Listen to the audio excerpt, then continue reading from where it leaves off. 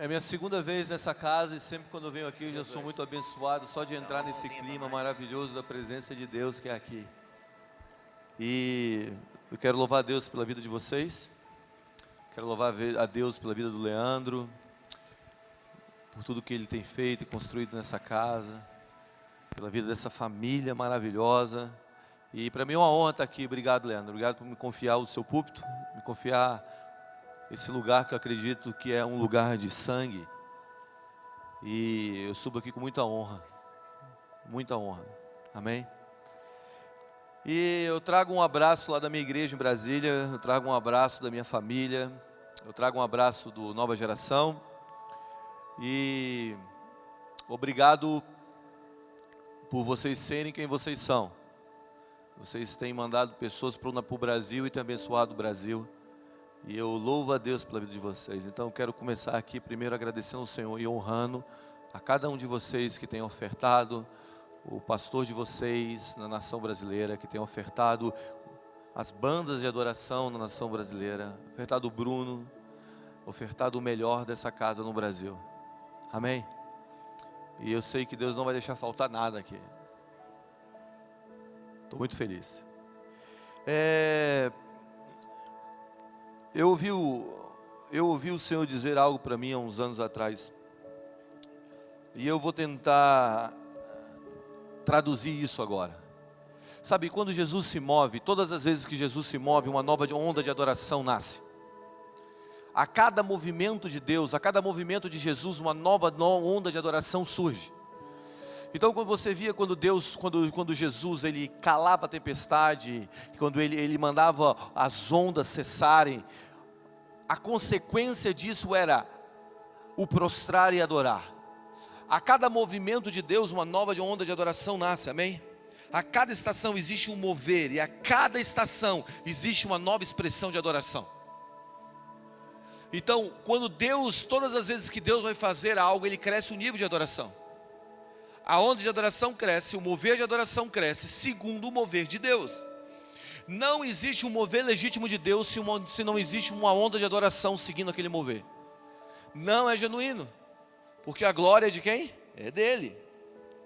Então, o que eu quero propor, antes de nós entrarmos na palavra propriamente dita, é que a sala do trono de Deus é uma sala de adoração, mas é uma sala de governo.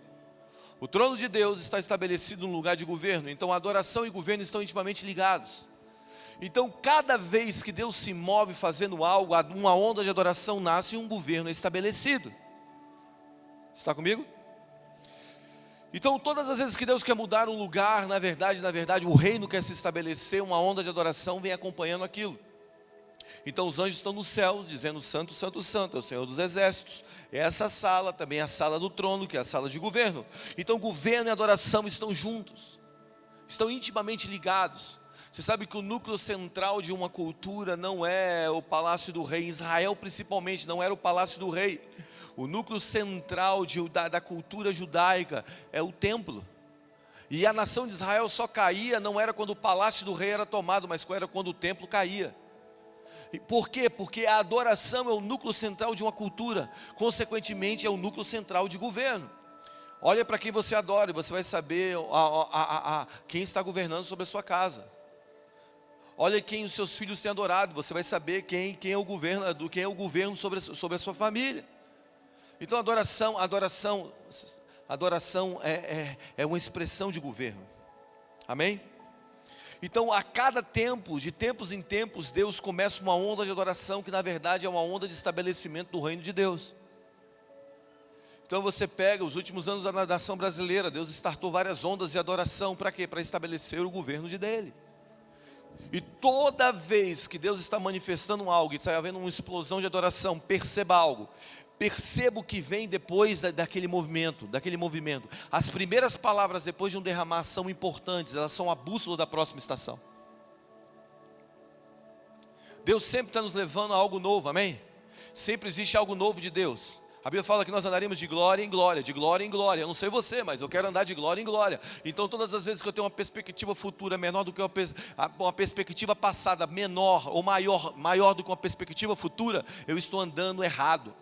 amanhã é maior do que hoje. Você lembra do grito do Brasil há uns anos atrás? Amanhã vai ser maior, amanhã vai ser maior. Esse grito do Brasil nas ruas, na verdade, é um grito do Reino de Deus, que diz que amanhã o que Ele vai fazer em nossas vidas sempre será maior do que o que Ele fez ontem, porque nós andaríamos de glória em glória. E eu não sei se você está otimista com o futuro. Eu estou muito otimista com o futuro. Eu estou extremamente empolgado por tudo que Deus vai fazer no Brasil, sabe? Eu arranquei o retrovisor do meu carro. Eu sou grato por tudo que Ele fez, mas o que está vindo é muito maior e muito melhor. Nós estamos entrando na melhor fase da nossa vida, nossa existência, da nossa história. E como líderes, como igreja, nós precisamos olhar para a nuvem quando ela se move. E todas as vezes que ela se move, nós temos que nos mover com ela. E eu acredito de verdade, que Deus está nos chamando para andar para algo maior. Está acontecendo agora, nesse exato momento. Um movimento de Deus, que está criando uma onda de adoração, que na verdade está acontecendo para estabelecer um governo, o governo do Senhor. E antes de eu entrar na palavra propriamente dita, eu quero que você segure a mão de quem está do teu lado aí. E eu quero que você ore com o teu irmão abandonando uma estação da sua vida, porque quando acabar essa noite, um ciclo se fecha, outro ciclo começa. Quando acabar essa noite, uma estação inicia. Quando terminar essa reunião, você vai pisar em terras novas. Quando acabar essa noite, você vai estar entrando em uma nova estação da sua vida. Segura a mão de quem está do seu lado aí. E comece a orar com ele agora. Deus acabou de mudar minha mensagem.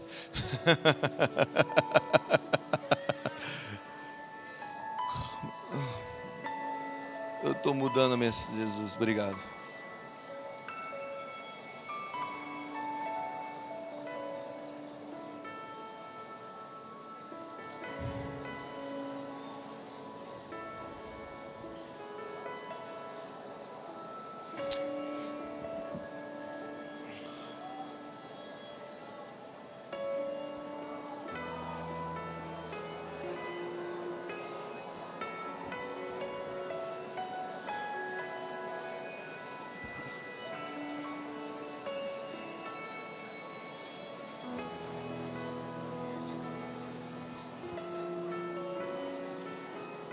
Pai, eu oro para essa novidade que está explodindo em nosso meio agora. Eu oro, Senhor, para que quando acabar essa reunião, esses próximos 50 minutos, seja a ponte para as coisas novas. Que esses próximos 50 minutos revolucione a mente e o coração de cada um dos seus filhos que estão aqui. Nós chamamos os anjos que andam com pergaminhos nas mãos para ler o destino dos seus filhos pela próxima década. Que eles entrem aqui com os pergaminhos das mãos. Eu oro, Senhor, por uma invasão angelical aqui, Senhor, para liberar a década dos seus filhos, no nome de Jesus. Aleluia. Amém.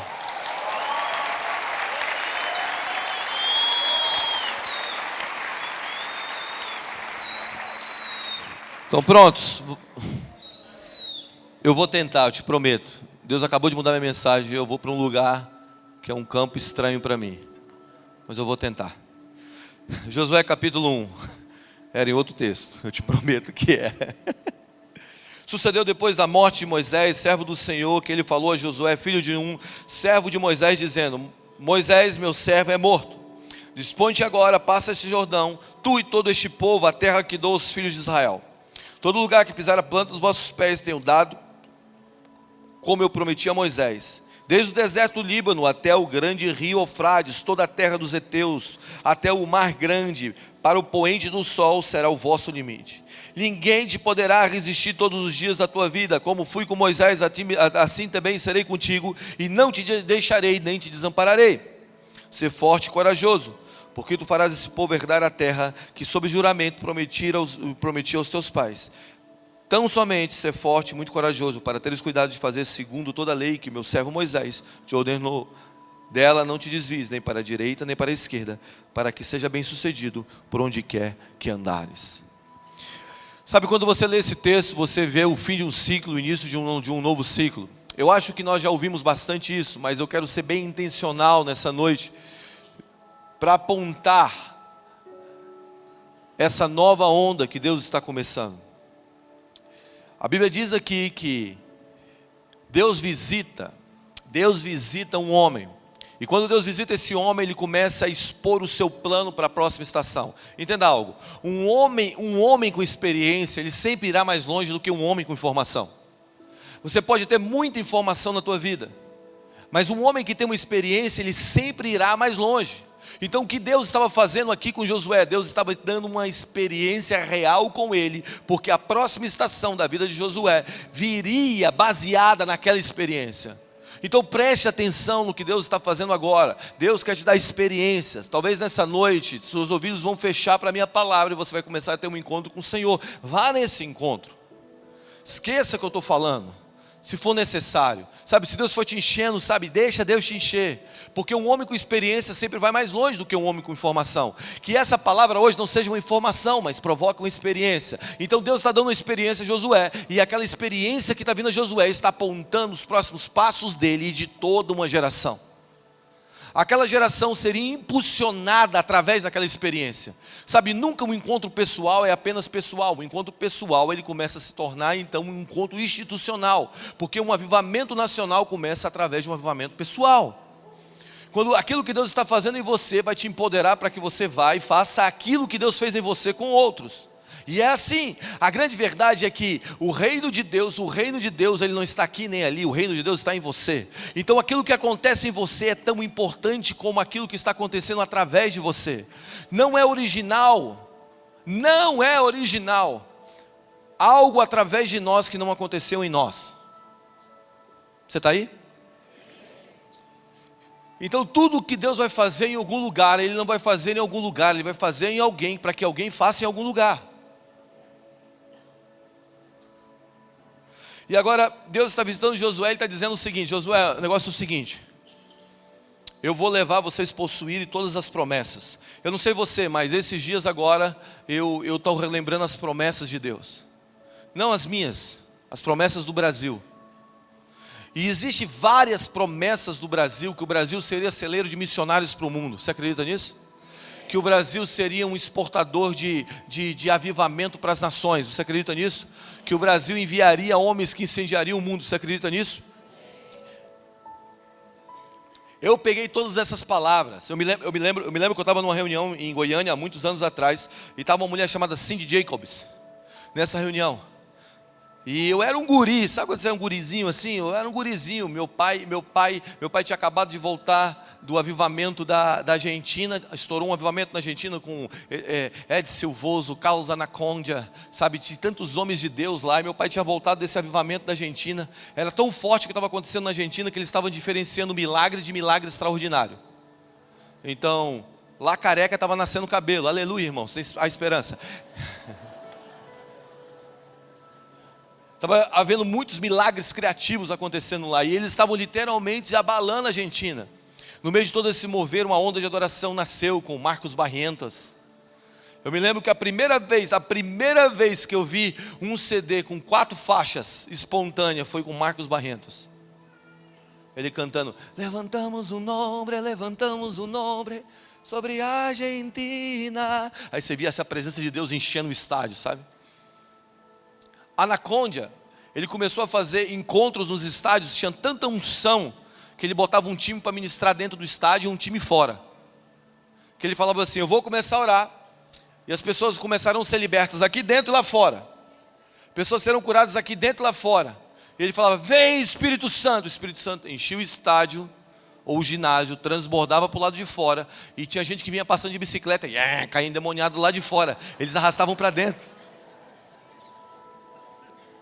E meu pai tinha acabado de voltar daquilo com a minha mãe, e eles foram para esse encontro com a Cindy Jacobs em Goiânia, e chegou lá nesse encontro, e eu me lembro disso, sabe, tem algumas fagulhas desses momentos que vêm à minha cabeça.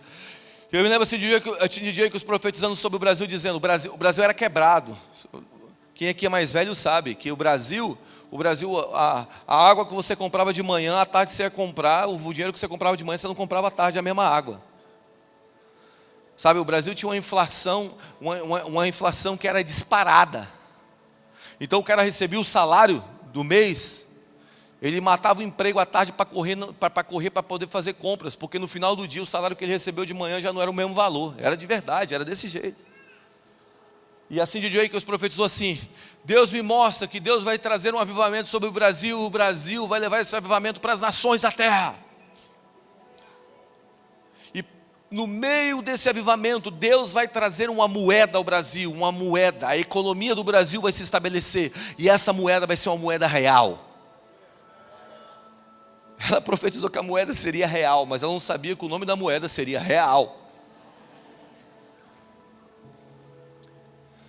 Anos depois, bum, aqui estamos. Presta atenção, existe uma hora que você administra promessa, existe uma hora que você administra favor. Vamos lá, e há uma diferença entre você administrar promessa e você administrar favor. Agora Josué, ele não ia administrar uma promessa, ele ia administrar um favor manifesto. E o que nós vamos fazer com o que Deus nos deu? Vamos lá, o que nós vamos fazer com o que Deus nos deu? Sabe, a gente é viciado em profecia. E isso é bom, amém?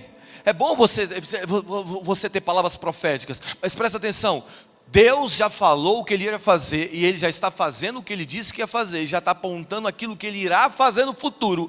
Mas agora, nesse exato momento, nós já temos um favor para cumprirmos os planos de Deus nessa hora.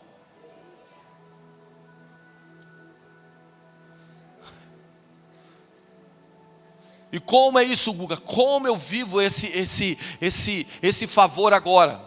A primeira coisa que você precisa entender: Moisés, meu servo, é morto. Diga, existe algo que eu preciso deixar para trás. Sempre quando Deus está prestes, ou quando Deus está Deus está derramando um favor novo, existe algo que nós precisamos deixar para trás. O nosso problema é que a gente não consegue deixar as coisas que já foram, que Deus fez, para andar para as coisas que Deus vai fazer. Um dia Deus virou para Noé e falou: constrói a arca. Ele construiu a arca. Depois Deus falou para ele: entra dentro da arca. Ele entrou dentro da arca. Depois Deus falou para ele: sai da arca. Nosso problema é que a gente constrói a arca, a gente entra dentro da arca, e quando Deus manda a gente sair da arca, a gente fica apaixonado pela arca que Deus fez, mandou a gente fazer.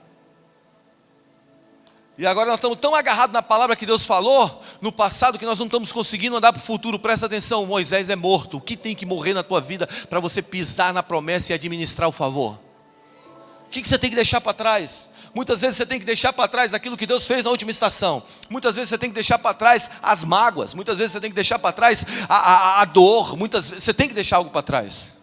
O nosso problema é que muitas vezes nós construímos estruturas tão rígidas que quando Deus se move, a gente não consegue se mover com Deus. Eu me lembro a primeira vez que eu fui em Reading, que o Leandro estava falando. A primeira vez que eu fui lá, eu encontrei um cara. Eu fui pregar num lugar que chama Anápolis, uma cidade no interior de Goiás. E eu estava lá e pregando, e tinha um cara chamado Chris Overstreet e Todd White. Ninguém conhecia Todd White no mundo. E eu preguei nesse lugar. O Todd e o Chris vieram para mim e falaram bem assim: você conhece a Bethel? Eu falei assim: não conheço não. Ele falou assim: eu não conheço um pouco, o Randy Clark me falou sobre ela. Ele disse assim: você precisa ir lá, cara. E eles me convidaram e eu fui para essa cidade. Então cheguei lá nesse lugar. E quando eu cheguei lá, eu participei lá do congresso, foi bem legal. E eu fui assistir um jogo de basquete, que era entre os alunos e os professores, um jogo de basquete que eles fazem todos os anos. Eu fui lá para a Universidade de Reading assistir esse jogo. Cheguei na universidade. Quando eu cheguei na universidade, eu notei que a universidade não tinha calçada. Não tinha calçada na universidade. Eu comecei a andar ali, sabe, no meio, sabe quando você vai andando no gramado e vai criando aquela trilhinha, sabe? E eu falei assim: cara, como é que uma universidade tão grande dessa aqui não tem uma calçada? Assisti o jogo de basquete, encontrei um dos reitores, o reitor da universidade, e perguntei para ele: cara, por que aqui não tem calçada? Aí ele: você observa bem. Sabe por que aqui não tem calçada? Porque a gente está observando por onde as pessoas andam para depois construir a calçada. O problema nosso é que muitas vezes nós estamos tão firmes naquilo que Deus fez, que a gente quer construir um novo pavimento para que as pessoas andem. E Deus está fazendo um caminho novo. E a gente tem que sacar o caminho novo de Deus. Você está aí? Eu tenho uma foto aqui que essa foto resume o que eu estou querendo dizer.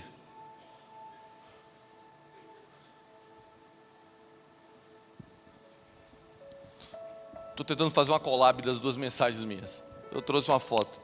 Está aí a foto?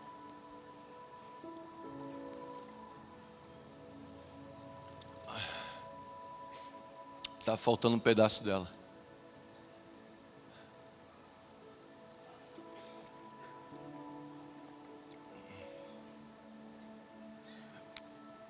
É possível? Ah, ok, a gente aguarda.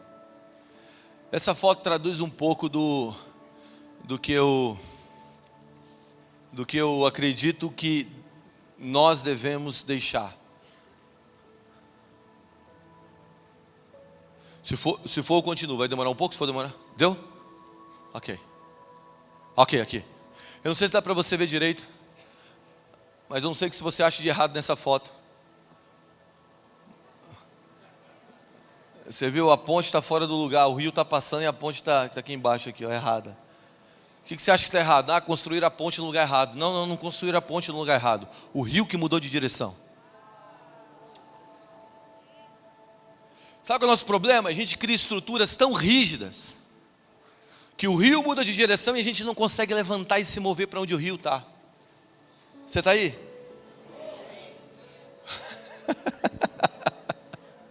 Ei, o rio mudou de direção. Aquilo que você fazia 5 anos atrás não funciona mais hoje. Presta atenção, Deus está te levando a uma mentalidade de agora administrar favor. Deus está te levando a uma mentalidade de administrar a favor. Não é mais uma mentalidade de um cara escravo que viveu lá como na escravidão, que saiu de lá e fica se lembrando das coisas de lá. Não, administre favor. Sabe, eu estava conversando com uma das meninas que eu tenho mentoreado nessa última temporada, que vocês conhecem ela, Priscila Alcântara. E eu estava conversando com a Pri acabou de lançar um CD. Ela lançou um CD, e na verdade eu acompanhei todo o processo da formação do disco. E foi um processo dolorido, por quê? Porque ela fazia música de um jeito e agora ela está fazendo música de outro jeito, que vai comunicar com outro tipo de público. E aí você fica naquela incerteza, e aí como vai ser? Como a igreja vai reagir? Como as pessoas vão... Sabe quando você fica naquele lugar que você está andando para o novo, e quando você está andando para o novo parece que você está sofrendo a pressão de fazer as coisas novas? Você está aí? E agora eu falei para ela, não, você tem que seguir o que Deus mandou você fazer. Mas é um terreno tão escuro, Guga, vá. E a gente conversou várias vezes sobre isso. E ela lança o disco, sei lá, umas 2 semanas atrás. Quando lança o disco, nas 2 semanas atrás, o disco dela vai para o 3º lugar no Trend Top mundial. Mano, ela me mandou assim dezenas de, assim, um monte de print de tela desses artistas, tudo que você conhece do mundo aí, mandando para ela dizendo assim, cara, você não sabe como o disco me abençoou, você não sabe como isso me tocou, cara, está acontecendo um negócio dentro de mim, ninguém, os caras não sabem nem o que é a presença do Espírito Santo, porque alguém entendeu que o rio mudou de direção.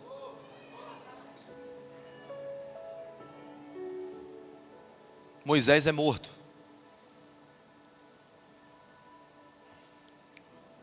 O que você tem que deixar para trás hoje? Está tudo mudando. Você está aí?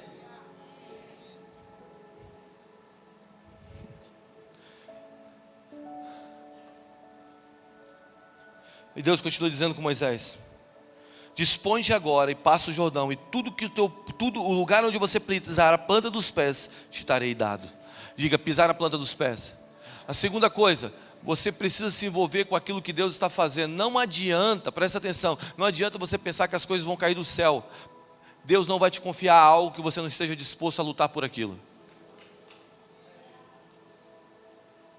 Deus quer te confiar algo que você esteja disposto a lutar. Você está aí? Então você precisa se envolver. Diga, eu preciso me envolver. Eu preciso pisar a planta dos meus pés.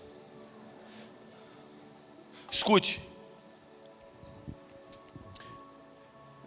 Existem 2 maneiras de você pisar a planta dos seus pés: fisicamente e através da tua imaginação. Olha o que a Bíblia fala. em Salmo 25, versículo 12 e 13. Ao homem que teme o Senhor, Ele o instruirá o caminho que deve escolher. Na prosperidade repousará a sua alma. Ou na prosperidade da sua alma, a sua alma... vamos lá, deixa eu ler o versículo aqui direito. Vamos lá. Eu estou falando de cabeça. Salmo 25, versículo 12 e 13. Ao homem que teme o Senhor, Ele o instruirá no caminho que deve escolher. Primeira coisa, olha aqui para mim. Deixa eu só botar um parâmetro aqui. Tem muita gente perguntando: Senhor, qual caminho que eu devo ir? Qual caminho que eu devo ir? Você não tem que perguntar qual caminho que você deve ir. Você tem que temer o Senhor. Porque se você temer o Senhor, Deus vai te falar qual caminho que você deve ir. Você não tem que se questionar: Senhor, me aponta, fala. Deus não precisa falar, você precisa temer. Porque se você temer, você vai entender por onde você tem que andar. E Ele continua: na prosperidade repousará a sua alma, ou a sua alma será próspera, e a sua descendência herdará a terra. Há um conceito aqui. Qual é o conceito? Um homem que tem uma alma próspera, os seus filhos herdam terras. Existe uma outra versão que diz: na prosperidade repousará a sua alma, ou na prosperidade a sua alma próspera fará que os seus filhos herdem cidades. Vamos lá, o conceito é: quando você tem uma alma próspera, você herda, os seus filhos herdam cidades. Você está aí? A próxima geração, ela vive cidades inteiras sendo transformadas quando a antiga geração tem uma alma próspera. Agora deixa eu te dar um dado. Existem 355 milhões de pessoas no mundo que estão sofrendo agora, nesse exato momento, depressão. Hoje, na geração de jovens com 20, 22, 23 anos, ela chega numa prosperidade financeira muito rápida. Existem meninos com 23 anos e já têm apartamento. Os nossos pais trabalharam a vida inteira para herdar um imóvel. Com 50 anos foi comprar um imóvel. Hoje um garoto de 15 anos, 16, 20 anos, 23 anos tem 1 milhão, 2 milhões, 3 milhões de pessoas que seguem ele no Instagram. O que significa isso? Significa que muitas vezes ele tem mais influência que um pastor que trabalhou a vida inteira no ministério. Agora, o reino de Deus não é de visível aparência. Não significa que você ter algo no mundo exterior te faz um homem de alma próspera. Porque o reino de Deus está em você. Agora, fica comigo. Você está aí? Alma está ligado a pensamentos. Alma está ligada à imaginação. Certo? Atitudes são caminhos dos pensamentos. Como você vive da maneira que você pensa. Se você mudar um pensamento, você move então uma atitude. Então, quando você tem um pensamento correto, você tem uma atitude correta. O nosso problema é que muitas vezes nós queremos cortar o fruto sem trabalhar na raiz. Onde eu quero chegar? Que quando Jesus morreu na cruz, Ele morreu para não simplesmente salvar para um plano futuro, mas Ele morreu para santificar a tua imaginação, santificar os teus pensamentos. E o que eu quero propor é o seguinte, é o que está lá na terceira epístola de João, capítulo 2. João está orando: eu oro para que vocês tenham uma alma próspera, para que a sua alma prospere. Sabe, é tão significativo ter uma alma próspera, porque isso faz os nossos filhos herdarem a terra. Aonde eu quero chegar? Que como eu sei que minha alma é próspera? Eu sei que minha alma é próspera quando os pensamentos que eu tenho alimentam em mim esperança, fé e amor. Então todo pensamento que eu tenho que não alimenta em mim esperança está enraizado numa mentira. E eu piso aonde eu imagino. Quando eu imagino, eu piso. Você está aí? Aonde eu quero chegar? Eu quero chegar que se você tem um pensamento e esse pensamento não alimenta você em esperança, você está vivendo uma mentira. E você está habitando uma terra errada.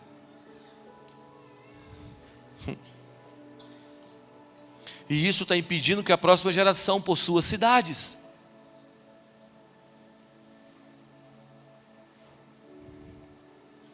Você está aí?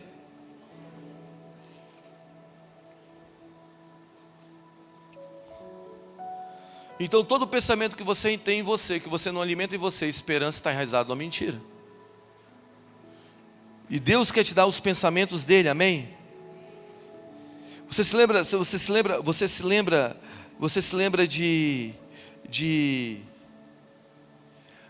de Moisés, quando no capítulo 3, quando Deus visita ele no capítulo 3, e Deus está dando uma experiência para ele e fala: olha Moisés, eu ouvi a aflição do meu povo no Egito, eu quero que você vá lá e liberte o povo. E ele briga com Deus o capítulo 3 inteiro, entra no capítulo 4, ele está brigando com Deus, porque ele está pensando algo sobre ele que Deus não pensa sobre ele. E todas as vezes que você está pensando algo sobre você, que Deus não pensa sobre você, você está em guerra com Deus. E ele estava em guerra com Deus, porque ele estava pensando numa mentira. Então ele estava habitando numa terra que era uma terra mentirosa. Ele não estava pisando na terra da promessa, porque o pensamento dele não estava lá. Todas as vezes que Deus vai fazer algo, a primeira coisa que Ele faz, Ele muda os teus pensamentos, reconstrói tua imaginação, para que você entre naquele lugar. Por isso Deus fala com você antes. Imaginação faz parte do plano redentivo de Deus. Presta atenção, imaginação é uma das formas de oração.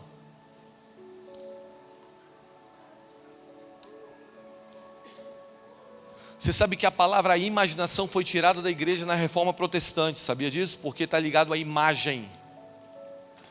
As igrejas, as basílicas na época da Reforma, elas eram pintadas no teto com anjos, com a imagem do céu. Por isso, para quê? Para que o sermão, quando fosse pregado, eles olhassem para aquelas imagens e agora eles tivessem uma imaginação do céu. Quando Deus quer fazer algo novo, Ele cria uma imagem na tua mente. Você está aí? Deus quer criar uma imagem na tua mente hoje. Uma imagem para que você pise na terra. Se você tem pensado coisas que não estão alimentando esperança, está enraizado numa mentira. Você precisa tirar isso de você. O nosso problema é que a gente tem uma crença errada, por isso a gente vive de uma maneira errada. Logo, se eu acredito que os meus pensamentos... Pega a tua Bíblia e abre em Filipenses.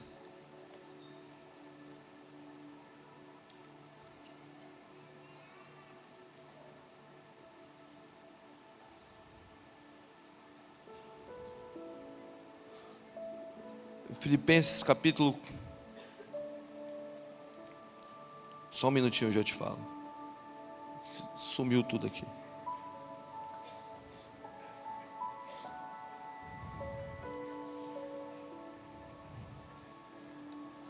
Filipenses capítulo 4.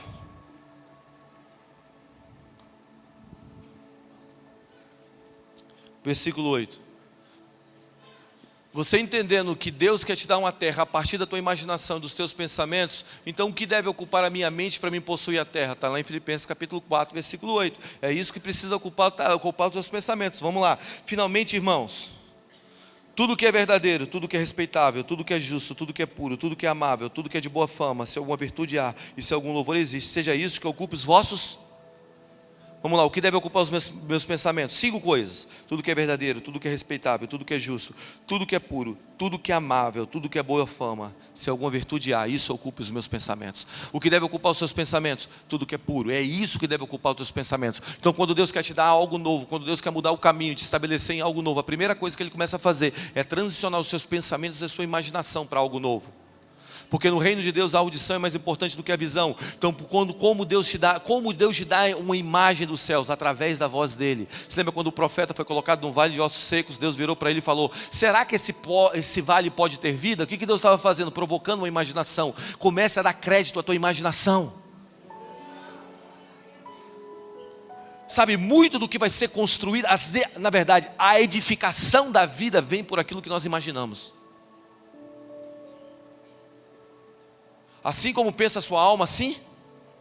Agora deixa eu te falar o que está dizendo aqui. Tudo que é verdadeiro, diga verdadeiro. É a primeira coisa que você tem que ocupar a tua mente. O que é verdadeiro? O que é verdadeiro? João 17 diz: santificai-vos na verdade. A tua palavra é a... Então vamos lá, santificai-vos na verdade. A tua palavra é a verdade. O que é verdade? A palavra de Deus. Então não é as circunstâncias que vêm contra nós que é a verdade. Não é as palavras que eu ouvi a minha vida inteira que são verdades. A palavra de Deus é a verdade sobre mim. Então tudo que é verdadeiro deve ocupar a minha mente. O que é verdadeiro foi o que o Pai falou sobre mim. E eu amo isso, eu sempre falo isso, sabe? Mas presta atenção, quando Deus fala algo sobre você, Deus não está comunicando a você, Deus está criando, porque tudo que Deus fala se faz. Então se Deus falou algo sobre o seu futuro agora não é mais tempo, mas é lugar, porque o que Deus fala se faz. Então se Deus disse algo sobre você, Ele está criando aquilo. Eu amo isso. Disse Deus, haja luz e houve. Então quando Deus fala, você vai ser isso, ainda que você não seja, Deus já está falando aquilo que você vai ser, então Deus está criando aquilo. Então o seu futuro não é tempo, é lugar. Ocupe os teus pensamentos com essa verdade, que Deus criou o futuro ao teu respeito, dizendo com a sua palavra aquilo que é, mesmo não sendo, porque Deus chama as coisas que não existem como se já existisse. Você está comigo? Eu gosto disso.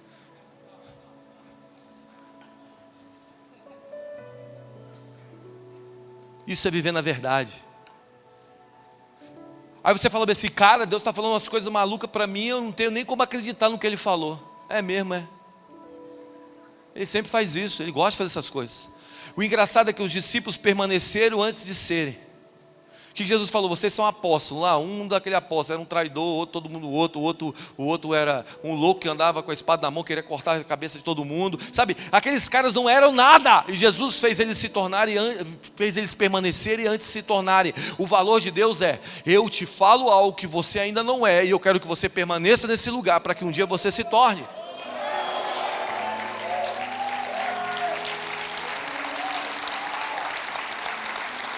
O que é verdade? O que é verdade não é o que você está vivendo, é o que Ele disse que você é. Vamos lá, o que é verdade não é o que você está vivendo, é o que Ele disse que é. E o que Ele disse que é, o que está escrito aqui, eu e minha casa serviremos ao Senhor, é mais forte do que o seu filho nas drogas. A verdade é que Ele disse. Vamos lá, você precisa acreditar. No reino de Deus, o reino de Deus, a audição é mais importante do que a visão. Não é o que você vê, é o que você ouviu. Eu sei o que eu vi. E é engraçado, porque as pessoas falam para você, isso é loucura, e tu fala bem assim, eu sei que é loucura, mas Ele falou. E eu estou aí que é loucura, Ele falou. Deus não é homem para mentir, nem filho do homem para se arrepender do que Ele disse. Então quando Ele te prometeu, mesmo você caindo, Ele sabia que você ia cair, mesmo quando Ele te prometeu, significa que Ele sabia que no teu futuro você ia tropeçar. Ele disse, eu vou fazer isso na tua vida. E quando você foi e tropeçou, o que acontece? Ele já sabia que você ia fazer aquilo, e mesmo assim Ele te profetizou, Ele declarou, Ele liberou uma palavra sobre você. Acredite na verdade, tudo que é verdadeiro ocupe os vossos pensamentos. Para de se entregar às mentiras do momento.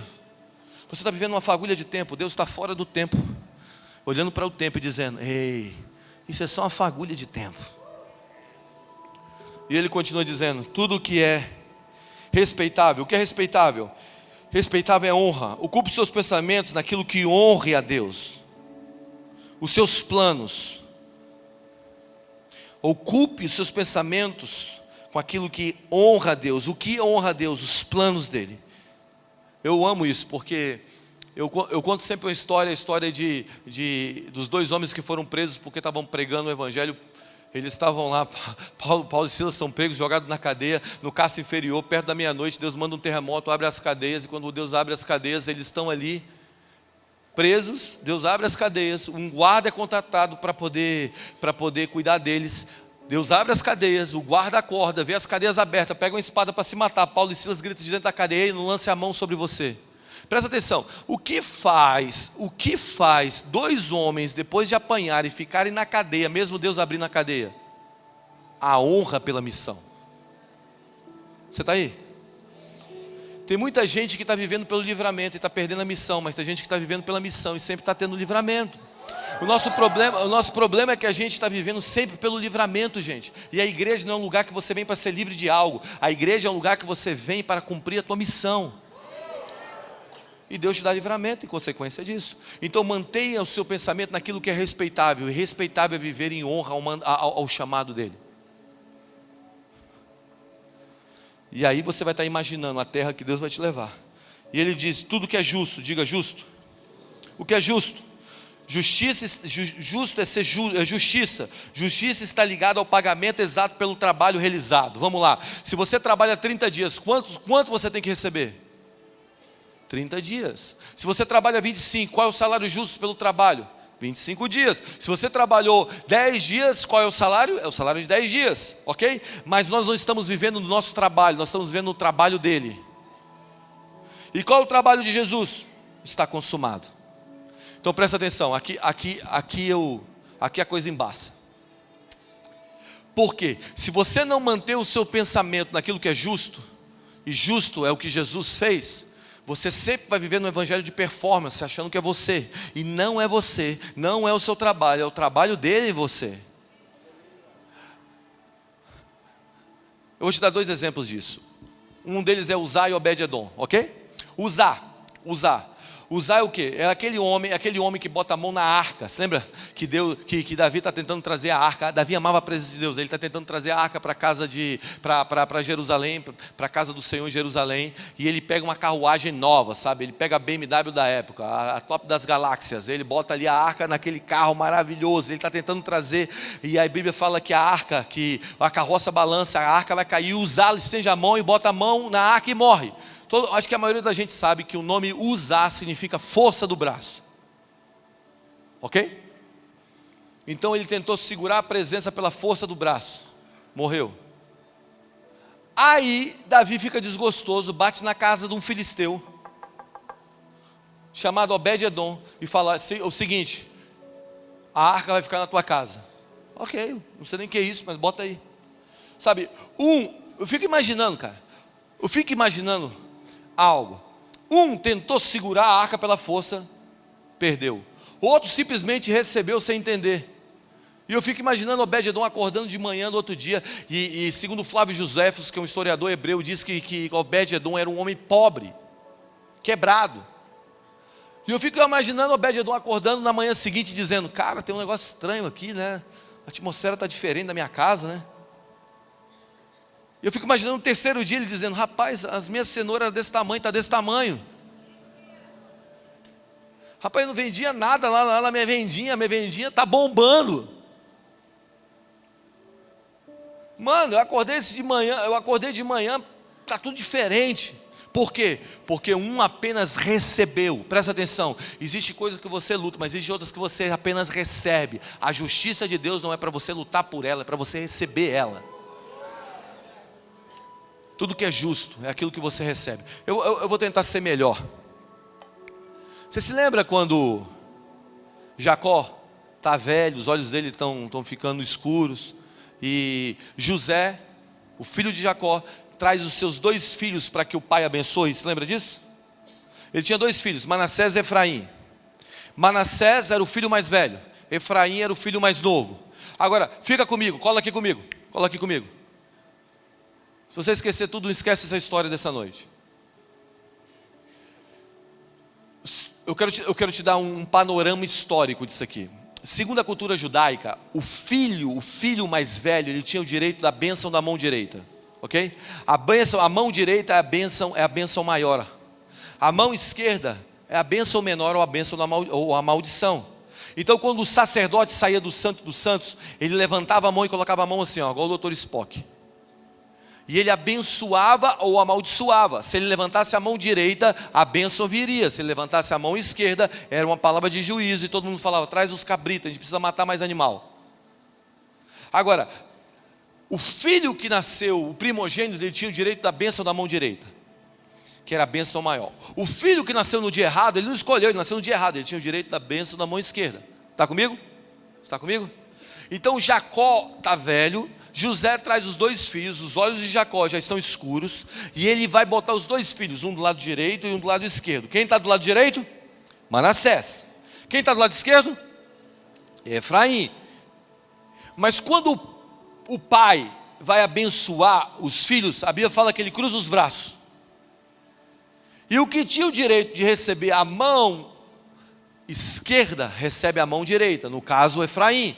E quem tinha o direito de receber a mão direita, recebe a mão esquerda, no caso Manassés. Agora, deixa eu te dar o significado do nome deles. Efraim significa filho multiplicador, filho duplamente frutífero.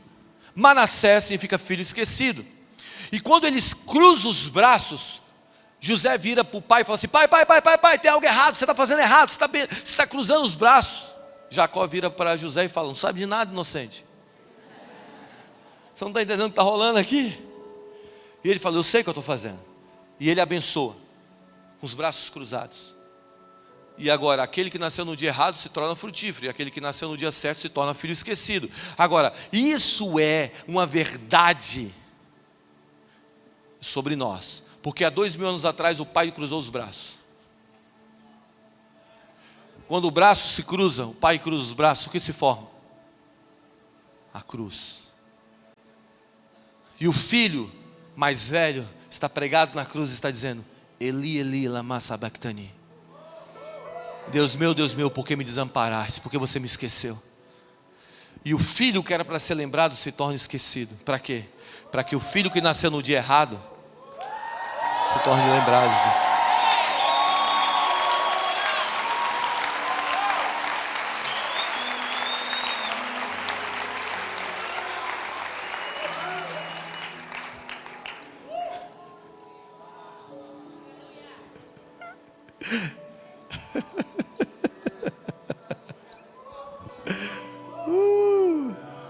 Sabe o que eu gosto disso?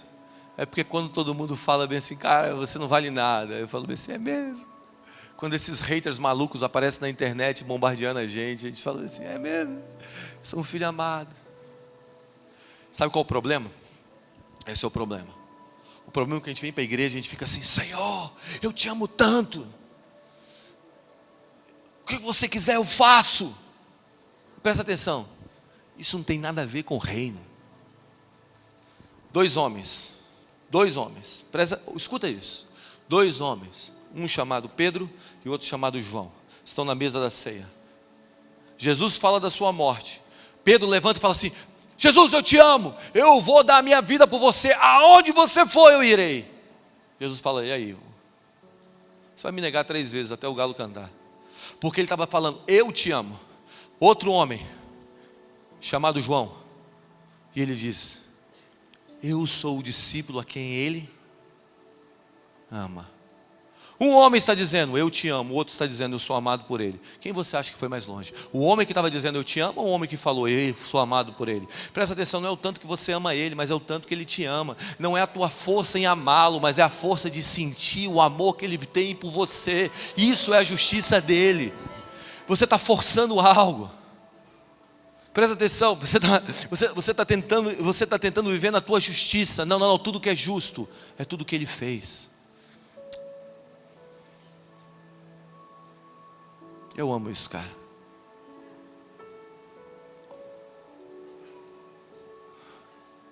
O pai cruzou os braços. Você está aí? Ele te ama. O que você é? Eu sou um filho amado.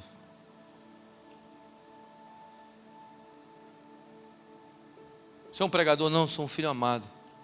Apenas um filho amado.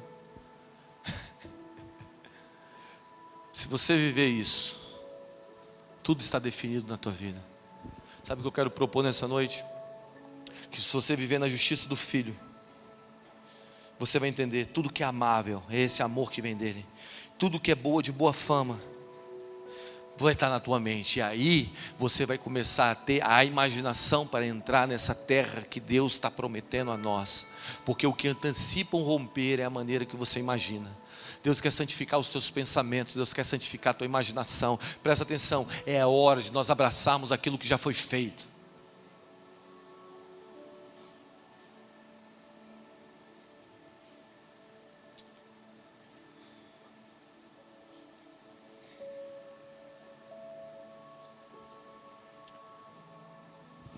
E eu encerro com isso.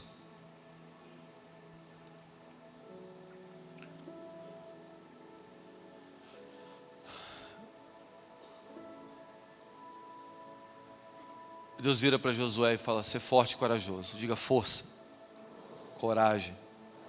De onde vem isso? Diga, vem dos meus encontros com Deus. Eu estava em Israel agora, e eu estava numa viagem com um grupo de líderes do Brasil, vários pastores do Brasil, e eu estava no quarto, eu estava dividindo o quarto dividi a primeira parte da viagem com o Felipe Valadão e depois com outro amigo meu chamado Tel Hayashi. E eu estava no quarto, e quando eu estava no quarto, eu falei bem assim, cara, eu estou lembrando de uma parada aqui. Eu acho que a gente deve orar. E foi um dos momentos mais fortes da viagem. A gente estava no quarto à noite, falei, acho que a gente deve orar. E a gente foi orar no quarto, se juntamos um grupo de pessoas para poder orar. E eu falei assim, cara, você sabe que a maioria dos moveres de rompimento, dos líderes que nós consideramos grandes, como Leonardo Ravenhill, como o fundador da Jocum, Laurie Kahneman, e muitos outros, aconteceram, sabe como? Eles pegavam aviões, eles marcavam reuniões em hotel ao redor do mundo.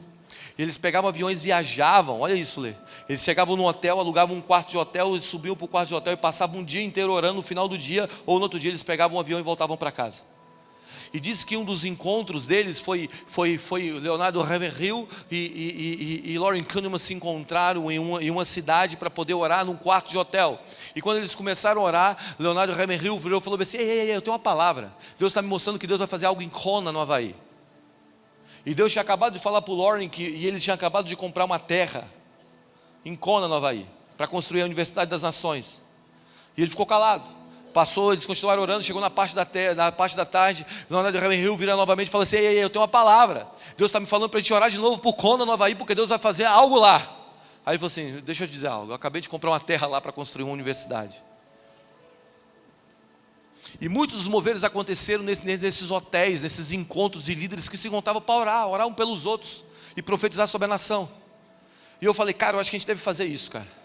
E ele se juntou no quarto para poder orar, e eu estou orando no quarto junto com aquele grupo. A presença de Deus entra no quarto de uma maneira gloriosa e Deus começa a falar claramente com a gente sobre Jacó no vale de Jaboque. E Deus fala bem assim, cara, chegou a hora de vocês revelarem ao mundo as marcas das suas guerras comigo. E aqui é o ponto. Sabe, não haveria uma terra prometida se alguém não tivesse guerreado com Deus em algum lugar. E aqui eu acho que é onde nós estamos. Deus está prestes a levantar e a revelar a marca de uma geração que lutou com Deus durante meses e anos no secreto. Deus está prestes a revelar a identidade dessa geração. E quando a gente estava orando no quarto, isso veio à tona. E agora está todo mundo chorando naquele quarto. A presença de Deus está lá e Deus está falando. E Deus está dizendo assim, ei, você lutou comigo. Eu não sei qual foram as suas lutas com Deus, mas eu fico imaginando a crise de Josué brigando com Deus naquele lugar. Eu fico imaginando a crise de Jacó dizendo bem assim, ei, você não vai embora, eu vou lutar contigo. O que acontece? Quando ele lutou com Deus, Deus o marcou na coxa.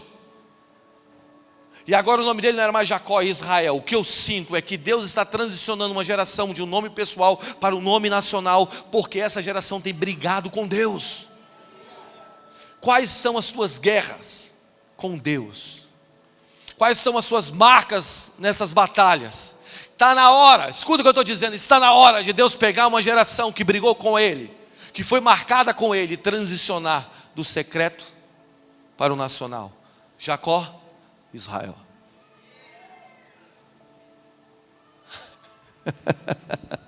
Está brigando com Deus? Eu estou brigando com Deus há 20 anos. 20 anos. Tem 20 anos que eu estou duelando sobre a mesma coisa. Senhor, uma geração que influencie não apenas a igreja, influencia o mundo. Tem 20 anos, cara.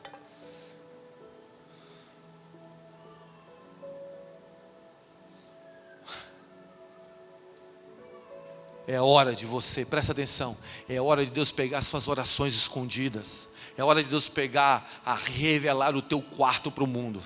Presta atenção, as paredes estão sumindo, as paredes do teu quarto estão subindo, as paredes estão sumindo, sabe, não está havendo mais espaço dentro do teu quarto, sabe, você brigou com Deus, você disse, Deus é o seguinte, os artistas podem vir ao reino de Deus, Deus é o seguinte, eu acredito que a política pode ser mudada, Senhor é o seguinte, eu acredito numa igreja relevante que fale com o mundo, Senhor eu vou lutar, que vai acabar os órfãos dessa nação, sabe, existe alguém que está lutando com Deus aí?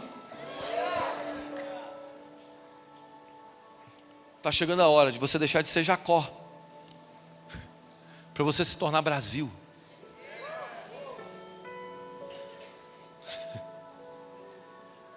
Eu falo para muita gente, eu falo para minha esposa aí, continua brigando com Deus, vai lá, briga com Deus, briga com Ele, continua brigando com Ele no quarto, está chegando, presta atenção, poema, presta atenção, Deus quer aumentar a influência de vocês, presta atenção, Deus quer aumentar a influência da igreja sobre as nações, Deus está aqui te dizendo, é a hora.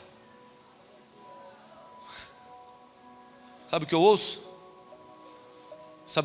Eu ouço gente saindo daqui hoje mancando e dizendo assim: o que aconteceu, Jacó? Jacó não, Israel. Você está aí?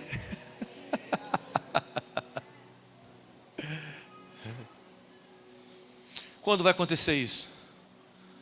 Você brigar com Deus, briga com Deus, briga com Ele. Quando eu falo briga, não é brigar de são as tuas guerras. Começou.